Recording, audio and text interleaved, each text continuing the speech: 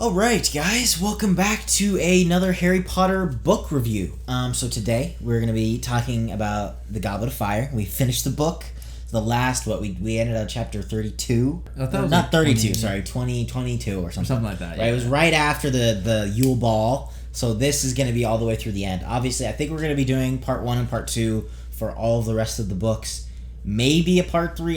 That's a lot of videos for a book. Maybe, though, you guys are saying some of the final books are really long. Maybe we'll do a live stream or something instead. But definitely we're going to be doing part 1 and part 2 for the books, so just keep that in mind. But yeah, so overall, because we didn't really talk overall, what you thought of Goblet of Fire compared to the movie, or not compared to the movie, what are your thoughts? I think the movie kind of messed up. This book, dude, overall. Even more than I think this was the worst. There was the biggest deficit movie to book. Yeah, I did not like this movie. Was okay. Even Prisoner of Azkaban, like there were elements that frustrated me, but I still liked Prisoner of Azkaban as a movie. Yeah. Whereas this movie, I feel like, was so different than the book, and the things about it that were different. It wasn't just topical differences. Were so different. Like it took away from the quality of the story. Yeah, and I just feel like I remember watching this movie and feeling like it felt very confusing. Yes. Like, right? So I was just like, okay, well, I wonder how the book's going to be. And after reading the book, when you go back to the movie feels like it was super rushed somehow. Yes. So, yeah, overall, I really liked it. I think the pacing was really well done. I think I really liked the way they explained everything. There weren't any kind of like plot holes or different things like that. I really liked all of the new characters. I liked that they focused on people like Fleur and Crumb and different people like that. Yeah. I thought that was very cool. I'm curious to see if those people show up later. Because I really am like not relying on the movies for any sort of accurate guide anymore. Like stuff was so different this book. I was like, okay, so the movies really changed a lot of stuff. Yeah, I mean, we see Dobby coming back, so... Yeah, I really like Dobby in this book. Dobby was great. We'll get into more characters. Yeah, but as far as, like, characters coming back, I mean, like, it might be possible, right? Because I think Fleur marries somebody. I think I remember seeing her with somebody, but I didn't know who they were because the movies. Anyway, so I really liked that. I really liked how they explored the different houses and different things like that. They did some interesting stuff with Hagrid's character in this book that I want to talk about in more detail. And then even towards the end there, overlooked, but going back to Old Faithful, but Snape and Dumbledore and those kind of people, there were some very interesting developments as far as that was concerned towards the end. Yeah. But yeah, overall, I really liked it, and I think it was, like, so much better. Like, so much better. 100%. I think this was, like, without a doubt, a lot better than the movie. Yes. But as far as characters that you want to talk about specifically, or did or didn't like, or... Let's start with something small. Okay. Trelawney, like... Professor Trelawney, the one that does the the fortune telling. Yeah, that thing. Yeah. She was kind of, I was a little bit like, wait, why is she being like this? Because after Harry Potter had his scar, basically torturing him, and he had that whole dream sequence thing going on, she was like frustrated that he wouldn't allow her to like, do that whole clairvoyant thing, or she wanted him to like progress, right? It was very. I was like, weird. Wow, what? Like, really? I didn't like her. Like, I actually liked her in the movies a lot. Yeah, and I really have so far not been liking her in the books. Like, she's very. It was so selfish of her. Like, it was for me. It was like so surprising and shocking because my image of her was so different, and for her to like ignore the fact that Harry like was basically screaming on the floor. Yes. Going through this horrible. And she's like, torture. A vision, and you're like, what? Yeah, and they literally described her as being frustrated that she missed a chance for some sort of clairvoyant activity. Yeah. Now I was like, wow. At the same time, Rowling does this weird thing because she like kind of treats Trelawney like she's a total phony. But then I've seen a bunch of videos and comments and explanations where she also low-key is kind of right. Yeah. So it's this very odd thing because, like, Trelawney, if you look at the way it's presented in the book, she feels like it's kind of like making fun of that industry. I get you. And then at the same time, she's kind of right. Yeah, I don't know if she's right. Has power. I don't know if she's right in spite of herself, or like because a lot of the stuff, like she believes Harry and Ron's charts. That's this book, right? It is, yeah. think so. We've been binging these books, so sometimes the lines blur between the books for me. Yeah. But no, they wrote her like fake star interpretations about like tons of people dying and like they didn't die, and she like totally believed that. So I almost feel like her powers of fortune telling are in spite of her like need for being special and cool and predicting stuff, as opposed to as a result of. Yeah, I guess so. I mean, it's very odd.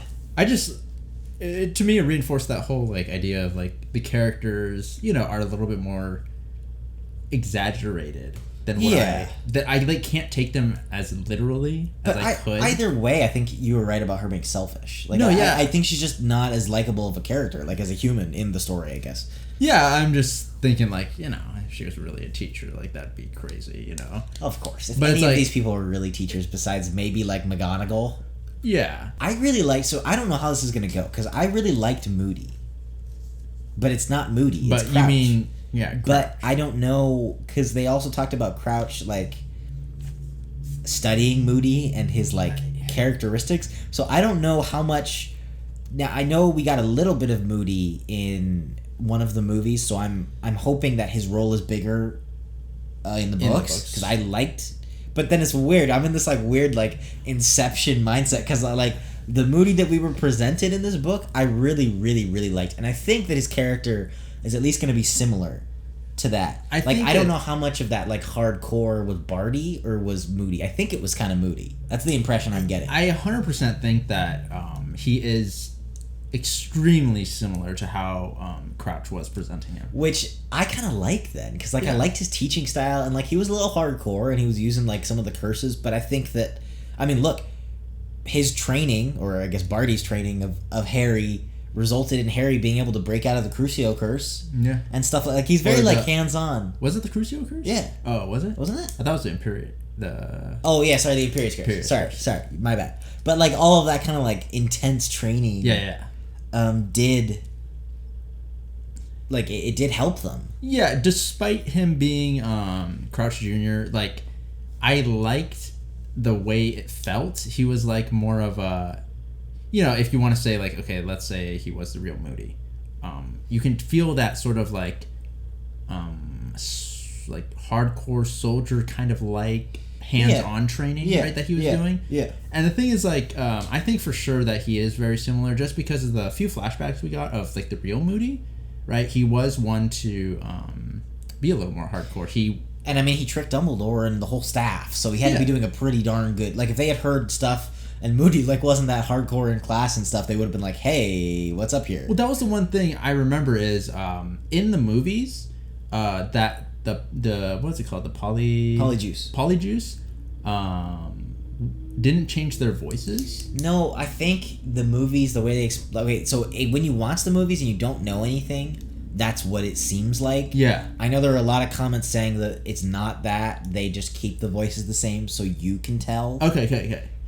But I get it. It's hard. You would never have known that if you didn't know what a Polyjuice potion is. Yeah. But I think that's what it's supposed to be. But like the fact that he has that, he has Moody's voice and all that, and he is, interpreting his actions and his like personality, and that he's tricking people shows that people knew Moody before. Yeah. And so there's no way he would be able to trick them if he didn't know what Moody was like. So and then we saw in in one of the trials, Moody, despite Dumbledore like kind of denouncing the use of Dementors, Moody was actually for the use of Dementors, right? Yes, dude. I want to talk about... there's so much to talk about as far as that's concerned. But so it shows that he is hardcore, and he probably would teach like how Crouch Jr. So like, I know it's a little evil, but I want to see more of Moody. Because I really like... And especially now in the book, we're getting to a point where it's like, okay, let's cut this is not a magic school cutesy story anymore. Like, it's going down. And, like, I feel like we need a little bit of that Moody mentality. Like, okay, guys, this is war. This is not, like... it's like... This is not cute kids anymore. It's like, Voldemort's back. People are dying. The Ministry's pissing me off. Dude, that whole end thing, I literally was like, someone's... Like, Mrs. Weasley slapped this man. Yes, it literally felt like how, Order of the Phoenix starts, of, like, where the Ministry kind of is, like... not accepting of Voldemort being back sort of thing. Yeah. It totally felt like he was so annoying. But I think now, I can't remember. I don't think that whole scene with the minister happened in the movie. I can't remember. I don't think so. I don't think so. Or if it was not nearly as well done. But I really like that scene because I do distinctly remember watching Order of the Phoenix and being like, we're right in the middle Voldemort's back.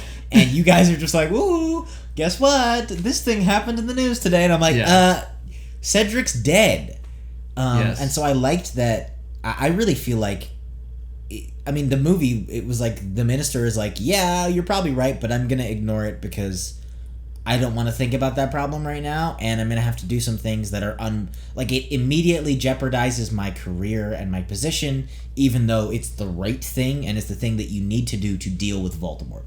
And I liked that they did that because then, going into Order of the Phoenix, you're like, okay, we can't trust the government, but it's not like you're not confused being like, did nobody see what happened to Cedric? Doing? Like, clearly they're like, okay, we can't depend on you. Yeah. You're not gonna... It reminds me a little bit of Death Note, where it's like, okay, we can't depend on the cops. Yeah. We're gonna have to do this on our own.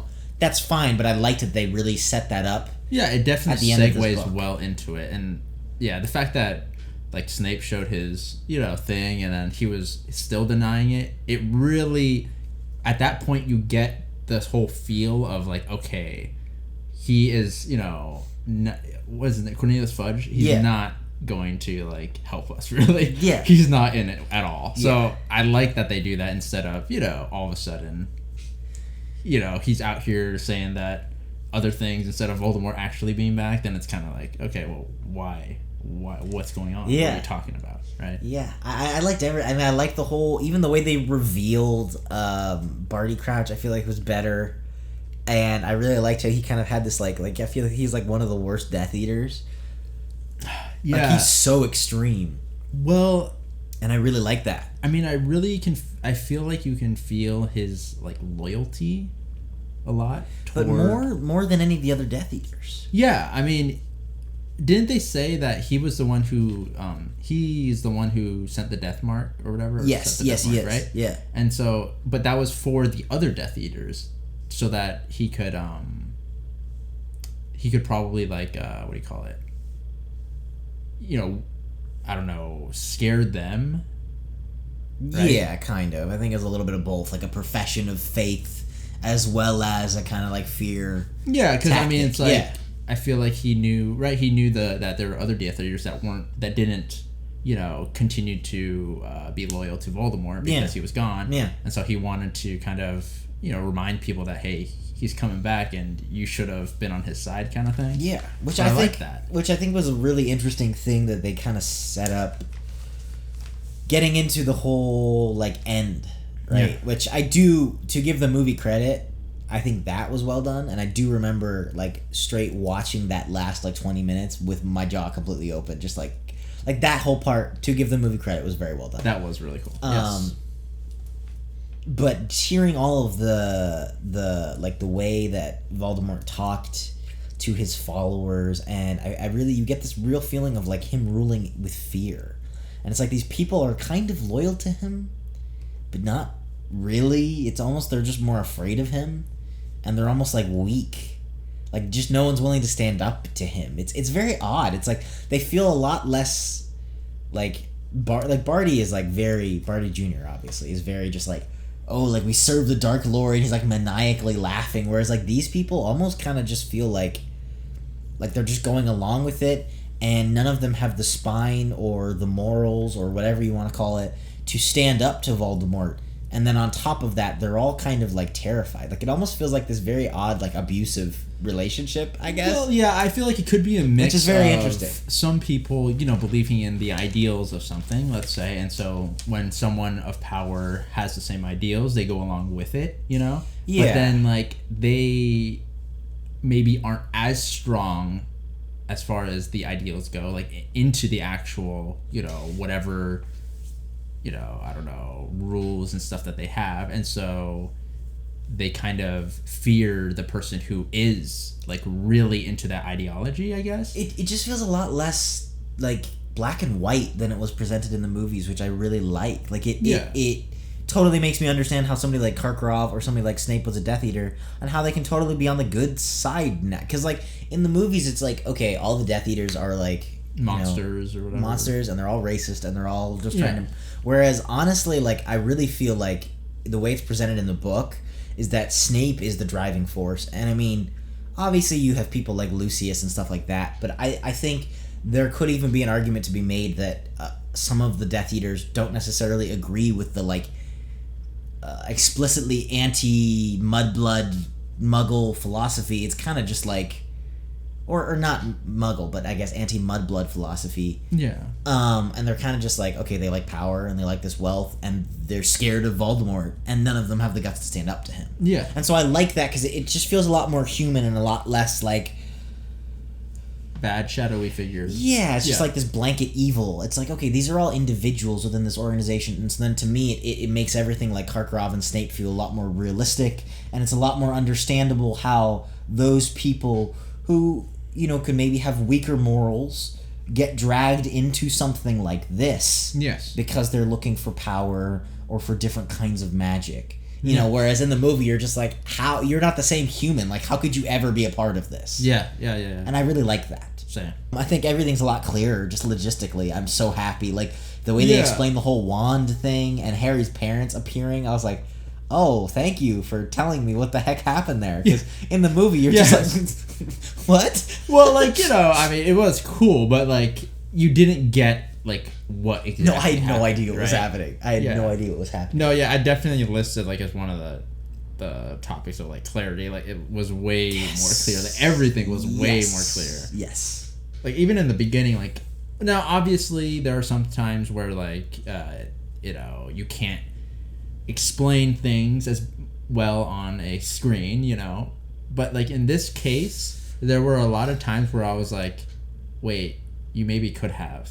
There were a lot of things that they chose not to do in the movies that I really blame the filmmaker, because I'm open to that, right? Like, I don't need every single, like, even like somebody like Ludo Bagman, which, like, I liked him, I thought he was a fun character. I totally understand how you would cut him from a movie. I'm cool with that makes sense to me.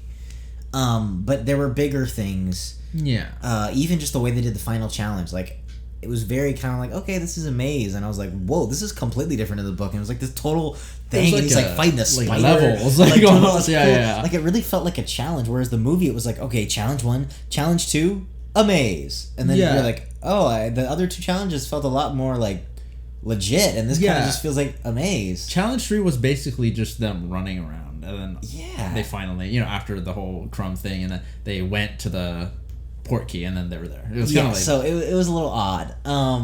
But yeah, there were things that they didn't need to change for the plot that they could have done as a movie that they just failed to do. I think. Yeah, and I think that even just like, even if they spent a little more time on things, like I really think that I mean, you know, it could be that it's because I've already watched the movie that I'm, you know, solidifying my information a little more. Okay. But I think that even without the movies, like, the books did make it, like, a lot of things more clear. Yes. I think the curses were a lot more clear. Like, even the trials, like, going into all the trials and going through those, that was a lot more clear. Because to me, I was still like struggling as far as like who characters were and stuff. Okay. You know? Also, wasn't the dragon challenge way more? I mean, we didn't talk about this in part 1. Wasn't it way more dramatic in the movie? Yeah. Like, wasn't he like smashing through Hogwarts and I stuff? totally like, thought he was like flying around everywhere and like. Yeah, I don't know why they did that. If he was like going through the lake or near a lake. No, and he stuff, like climbs on the roof and stuff. Doesn't yeah. he? Oh yeah. Why? Yeah, I don't remember why. Why do you need to do that? Like I don't know. I mean, I feel like that's in a lot of the books, to be honest. Like, it, you know, even at the like some of the Quidditch match stuff, like, it's just frustrating to me because then it makes the world feel a lot more like kind of cartoonish and ridiculous. Like, because it's like, okay, now this challenge is unsafe. Like, there's a dragon rampaging through Hogwarts, and you're like, oh yes, the fun little challenge, and I guess Harry's a few years too young, and you're like, what? It's like, yeah, that's kind of insane. Yes. No, yeah, I get it. It's probably just that like Hollywood action that they wanted to throw in, right? Of course. And so it's like, it's honestly, it's hard to get away from that. I know. It just seems I get that. I get the desire for Hollywood action, but I think I would argue there's better ways to do that. Yeah, and I think it definitely that's took lazy. away from it. That's a lazy way to do it. And it's like, I get it. You got to fit your action quota, but that's a lazy way to do it. Yeah, it felt a lot more like genuine in the book. Yes. You know? Yeah. So yeah, I really liked that. I really liked all the challenges. I liked seeing Dobby. I missed Neville though. I'm not gonna lie. Like, it has been odd because we haven't really heard a lot from Neville the last book. And was he at all in this? Yeah, I mean, he was a little bit when they were talking about. Right, this was the one I remember fairly distinctly in the movies where I kind of caught on as to what was happening. He the first time they were talking about the curses in Defense Against the Dark Arts class, right? He was the one that reacted a little weirdly to the Cruciatus curse. Yeah. And so I think they did it a lot better in the books because it felt a lot more like... I feel like they just took a little more time on it and kind of, I don't know, explained his emotions a little bit and how he was... Or explained how Harry saw him react to certain things. I thought that was interesting. And then they didn't... I don't remember how much somebody Neville explain went it after. Too? What do you mean? What happened? Yeah. Well, they didn't do that in the movies, but somebody explained it in the... What happened was they go to the trials. And that's he hears where about he the hears. parents. Yes, right?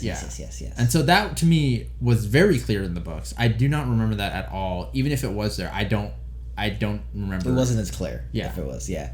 But I do. I mean, like, he was mentioned, but like as far as playing into it, because in the first book especially, I really liked how he was more of a character, and so I was kind of expecting that a little bit. So I'm hoping to see a little bit more of him in the next few books, possibly. We'll see. I mean, I understand it's focusing on the three, but I was hoping to see a little bit more of his character.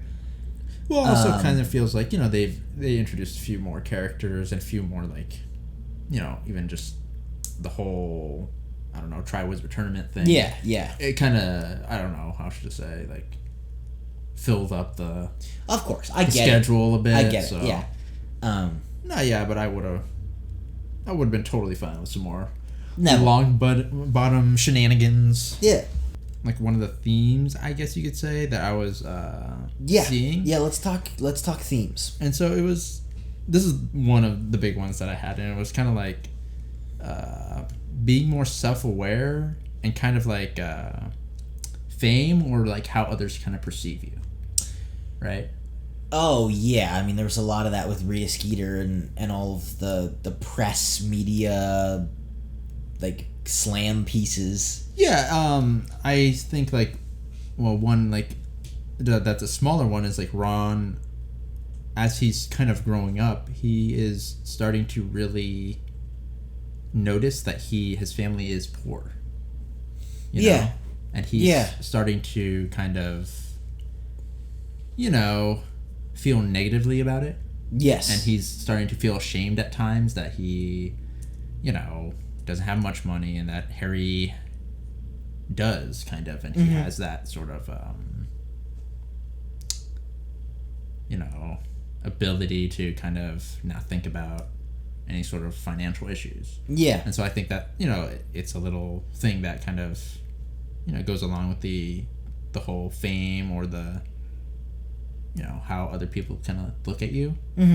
And then, of course, Hermione kind of, she's being affected a lot by the whole news thing that Rita Skeeter was, throwing out there, and attacks on, what her image is, kind of, right? Yeah. I think there is, like, one of the things was, I was thinking, like, was Crouch sentencing his own son? Was that in order to save his position? I don't think so. So that's something interesting I guess we could talk about. I don't think Barty Crouch Sr. was like a bad guy. I don't think that was a selfish move.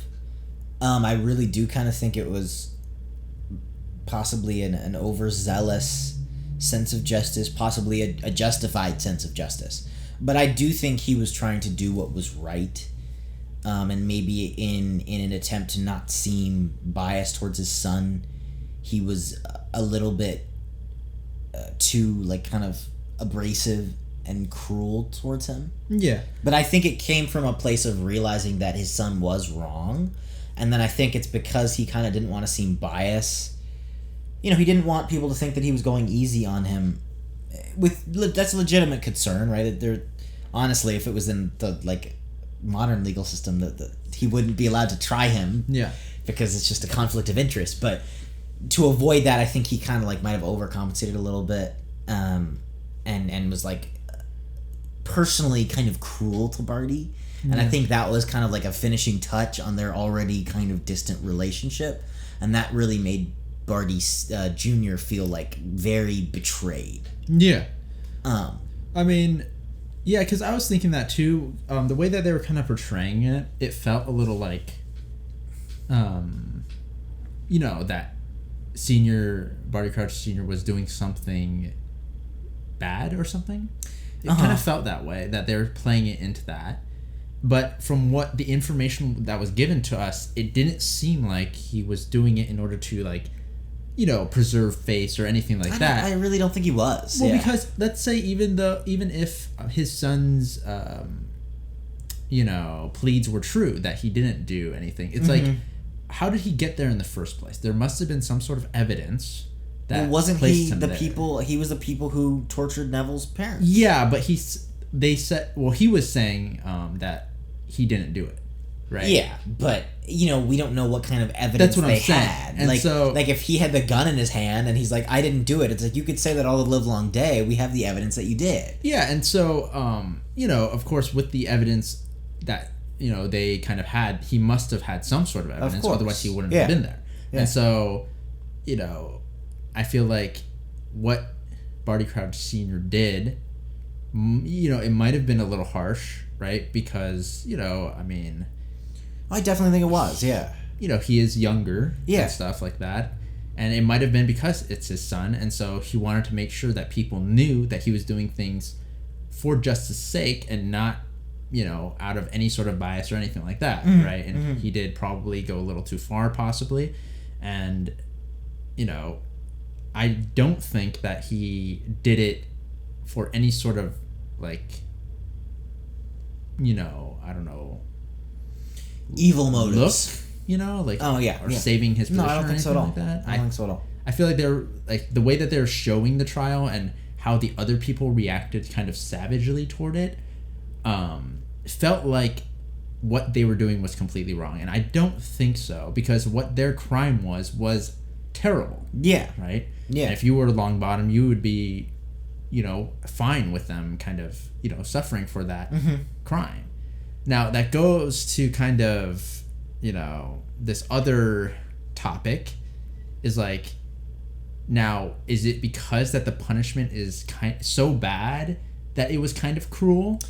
Yeah, so that's the other thing. So I don't think Barty Crouch, and I don't want to get too into like morally judging characters because it's fake. No, yeah. And that's, you know, I don't know. I don't want like the comments to be too obsessed with that. Yeah. But I think that, to me, what I took it as is that I think that the Ministry possibly is kind of a corrupt establishment.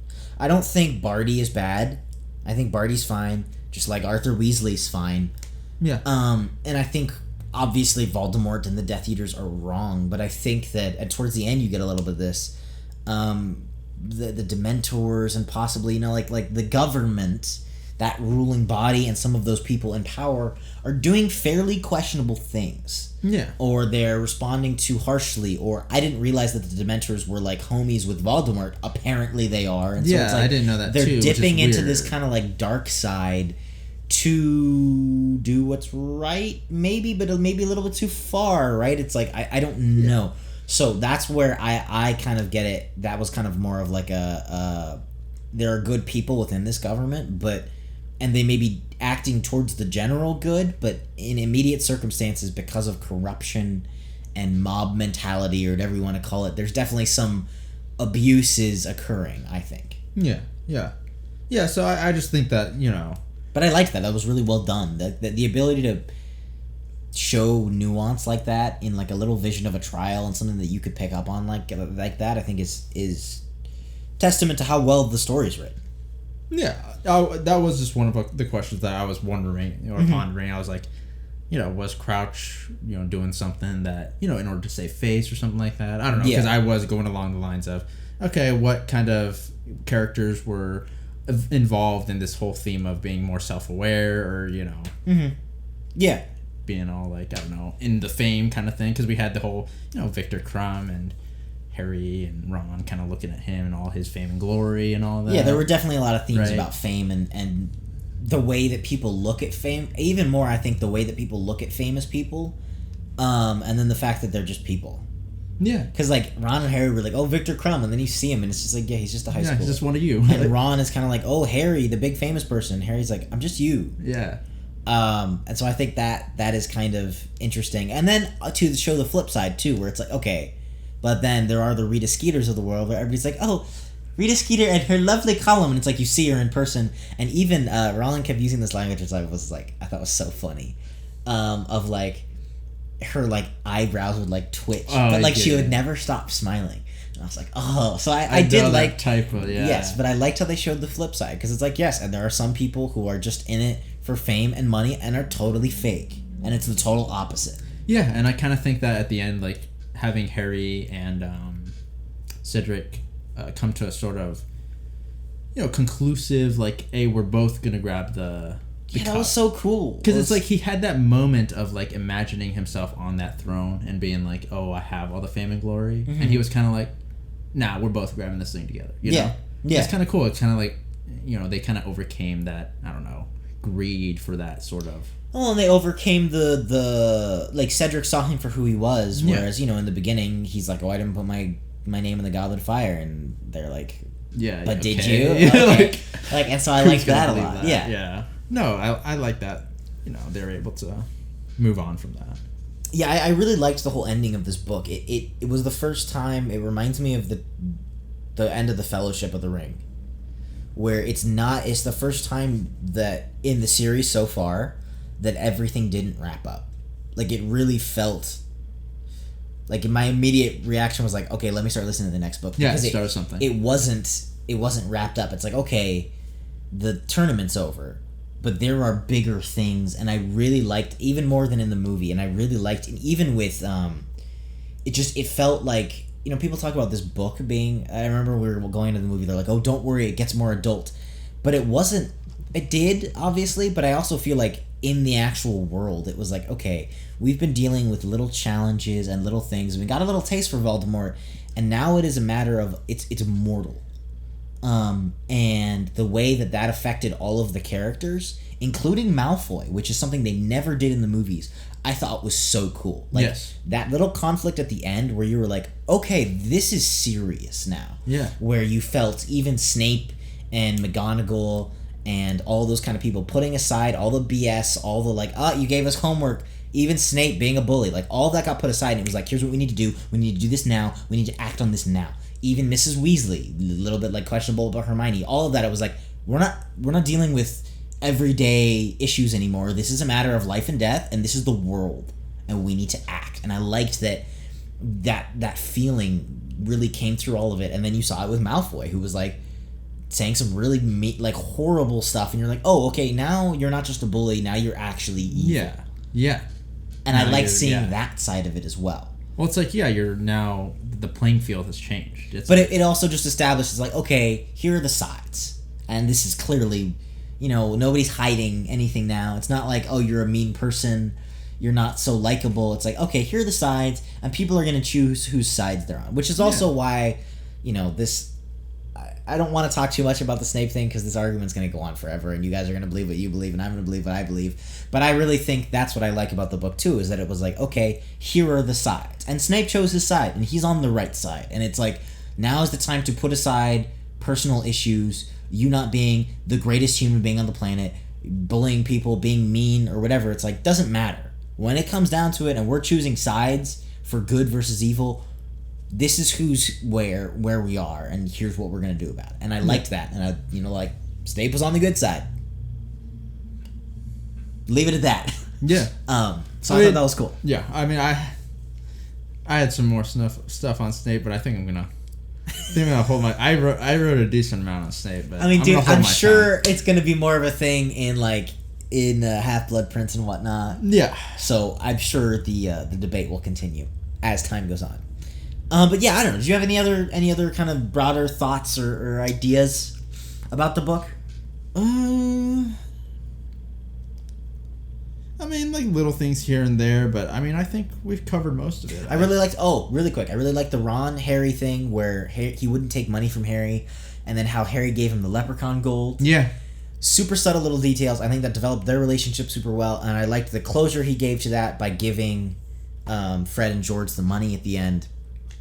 Because I know people said like, "Oh, he gave them the money," and that's fine. But actually, what it meant for them as characters and as friends, I feel like, was so much more important than just the objective. Like, oh, they got 1,000 galleons. That was fine. Like, showing that Harry was seriously affected by this death, but also like his care for Ron as a friend and his care for them as a friend, I thought was really cool. Even more than, because like I said, I remember hearing about it in the comments and I was like, oh, that's kind of cute, whatever. Yeah. But the way it was done in the book, I thought was excellent, and it just developed everybody's relationship and all of those characters like amazingly. I thought that was so well done. But yeah, overall, I really like this book. I don't even want to talk about the movie because like this might be the worst book to movie adaptation in the series, honestly. Probably, yeah. But it was really good. But I really enjoyed this book. It was kind of epic. I'm excited to see where it goes because I really liked Order of the Phoenix, the movie. So I'm curious to see. Obviously, I know there's going to be differences, but that was to me one of the most cohesive. I really liked just the way they did everything. The finale obviously was just epic, but everything about that I really liked. So I'm curious to see how they do it in the book. I'm excited to read that book because all the books have just been, even if it's a little bit, have been better than the movies. And I really liked that movie. That was one of my favorite movies in the series. So I cannot wait. Thank you for joining us. Thank you for dealing with our philosophical ideas and thoughts and ramblings. I hope you guys enjoy them. Like I said before, we're going to be doing part 1s and part 2s for all the books now. So part 1 of Order of the Phoenix is going to be up on Patreon right now if you guys want to go check that out, get some early access, and just support us here and help us keep doing what we're doing. And thank you for joining us. Thank you for listening. Hopefully you guys are reading along. If you are, this is awesome. Thank you for joining us on that journey. And we will see you all in the next video.